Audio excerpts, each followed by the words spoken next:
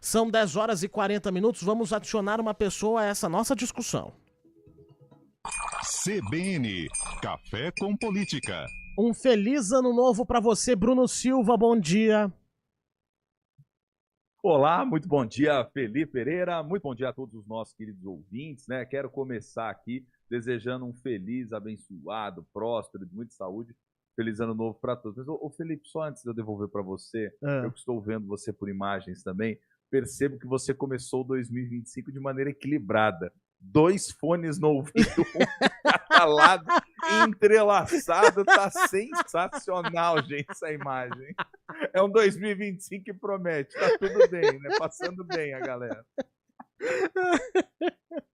Tudo isso acontece porque eu também tô ouvindo as sessões. Eu tô com 2 fones.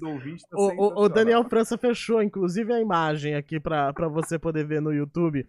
É assim, eu tô com o fone do retorno do ar, né? Óbvio que eu tenho que ter o retorno aqui. O Valmir Bortoleto também conversa comigo pelo fone.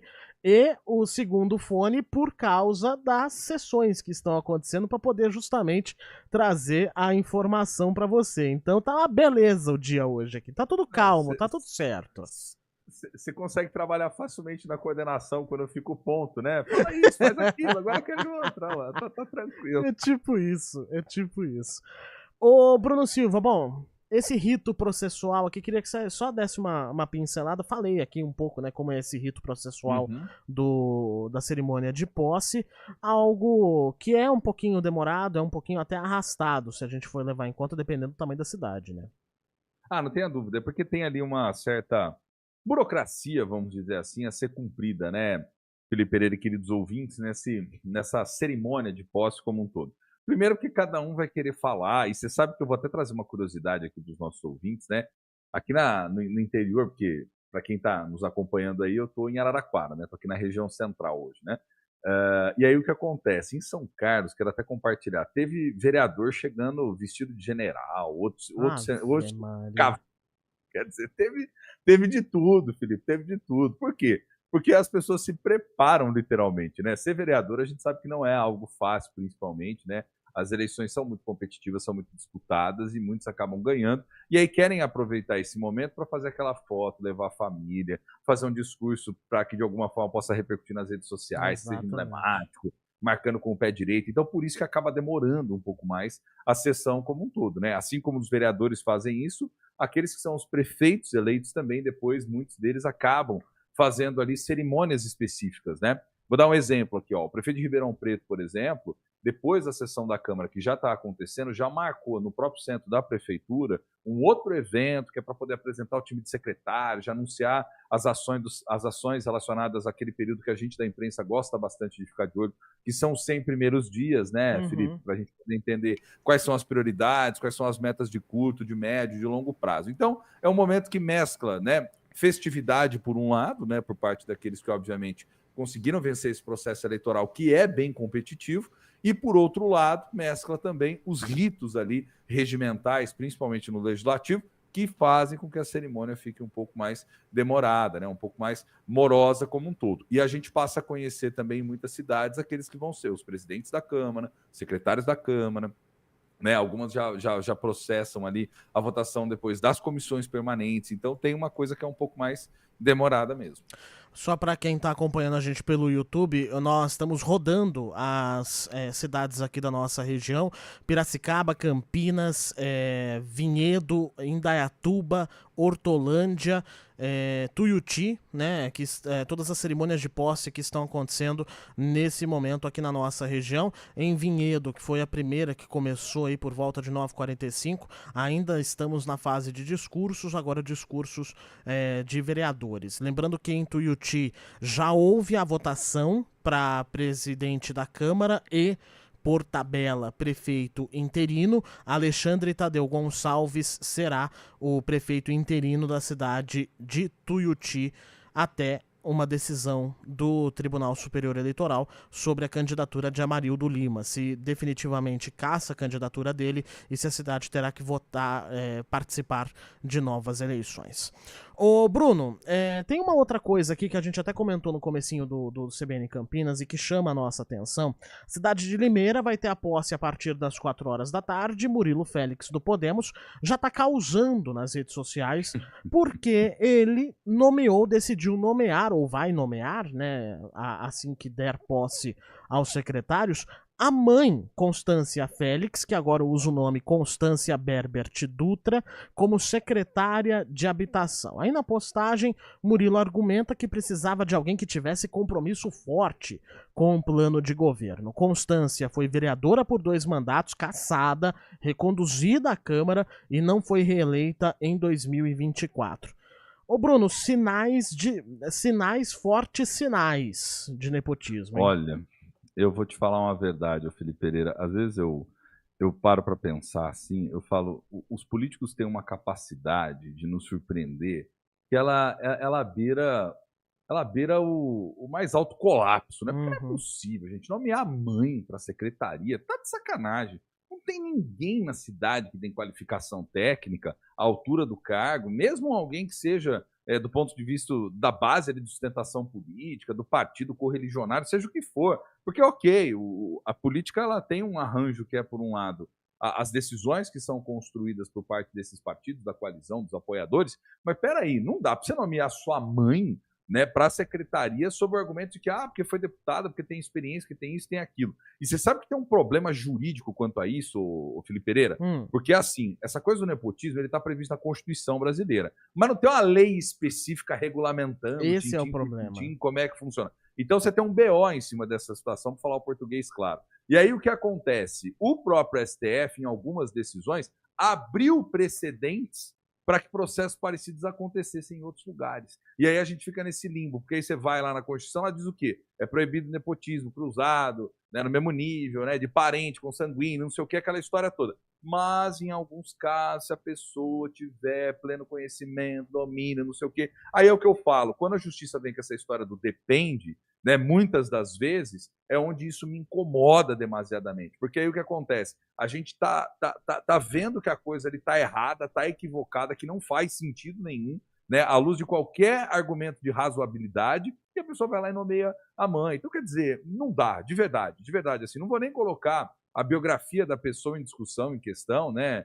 Felipe, porque não é disso que se trata, mas se trata do fato de que seu filho é o prefeito, meus amigos, minhas amigas, né, nós precisamos minimamente de critérios básicos da administração, impessoalidade, nós precisamos de um relativo distanciamento, né? Então nomeie alguém que é do partido, nomeie alguém que é correligionário, vereador, seja lá o que for, que você entende que vai poder fazer um bom trabalho, mas não alguém que está dentro da sua casa, né, gente? Aí a gente está voltando numa época que era aquela época da República das oligarquias do Brasil, né, dos conéis, como diz no popular, que administram a coisa pública como se fosse um puxadinho da sua casa, né? Então não dá para administrar a coisa pública como se ela fosse um puxadinho da sua coisa privada, né? Não rola. Não rola. Agora, o Bruno, vale aqui um esclarecimento também, que nós estamos falando sobre secretarias. O Fundo Social de Solidariedade, até existiu uma proposta de considerar nepotismo, colocar primeira-dama ou parentes próximos, mas nesse momento não há nenhuma proibição nesse sentido, né?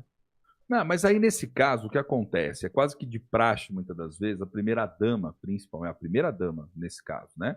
Ela assume ali o Fundo Social de Solidariedade, tem um protagonismo, traz, né, esse tema, vamos dizer assim, de maneira mais forte na gestão, para poder mostrar mais o impacto social. Isso acontece, viu, Felipe? Isso é muito mais comum do que a gente imagina, esparramado pelo Brasil. Já teve prefeito que fez isso, né? Estava há pouco, por exemplo, na CBN Ribeirão comentando sobre isso, porque a primeira-dama vai justamente assumir essa responsabilidade do Fundo de Solidariedade. Se a gente pegar ao longo do tempo, outras primeiras-damas fizeram isso até a nível nacional. Então, quer dizer, ainda é menos mal, né? Agora, você tem um secretariado de uma pasta importante, como é o caso da habitação, que lida diretamente com convênio, né? Principalmente Minha Casa Minha Vida, cadastro das pessoas, uma série de coisas ali, financiamento, articulação com o governo. Quer dizer, não dá, gente, não dá. Eu vejo umas coisas no Brasil assim que não me cansa de surpreender, Felipe, não me cansa de surpreender, né? E, de novo, não é pegar no pé da pessoa ou ser insistente com a pessoa, é porque não é razoável diante do resultado político que nós tivemos na cidade, né?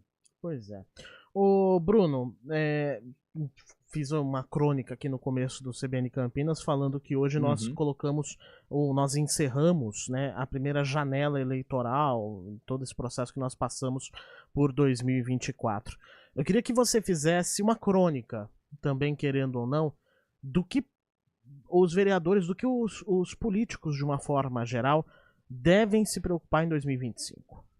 Olha, Felipe, eu vou falar de maneira muito objetiva, viu? 2025, principalmente para aqueles que estão assumindo os mandatos, eu visualizo 3 grandes desafios. Eu sei que cada cidade tem a sua particularidade, mas 3 grandes desafios se mostraram muito constantes, né? E eu que fui acompanhando um pouquinho cada canto, né? Acompanhei um pouquinho Campinas, um pouquinho Ribeirão, um pouquinho de cidades, capital e tudo mais. O que me chamou bastante atenção? Acho que tem 3 temáticas que têm preocupado muito o eleitor e agora, né, que passaram as eleições, os cidadãos de maneira geral. Primeiro, o tema da saúde. O tema da saúde tem sido um tema muito sensível, né, por pelo menos 2 fatores. Primeiro, a responsabilidade dos municípios tem crescido bastante.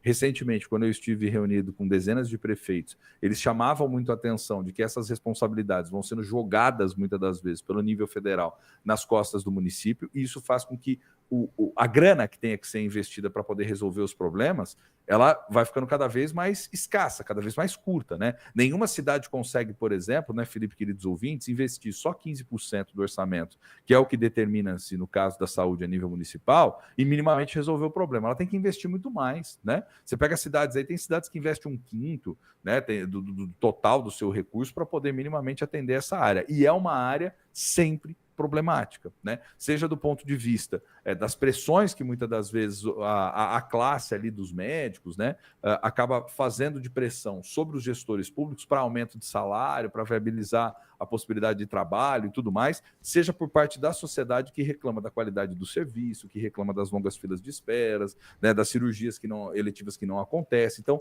esse é um desafio muito grande. Os gestores têm que estar muito atentos, né, buscarem o que for necessário em termos de convênio, pressionar deputado para trazer emenda, ver a partir do orçamento do que é possível ser feito, porque essa é uma área muito sensível. Um segundo tema, que foi um tema que chamou bastante a nossa atenção, né, Felipe, também diz respeito às questões envolvendo um assunto que ele está em 2 vias.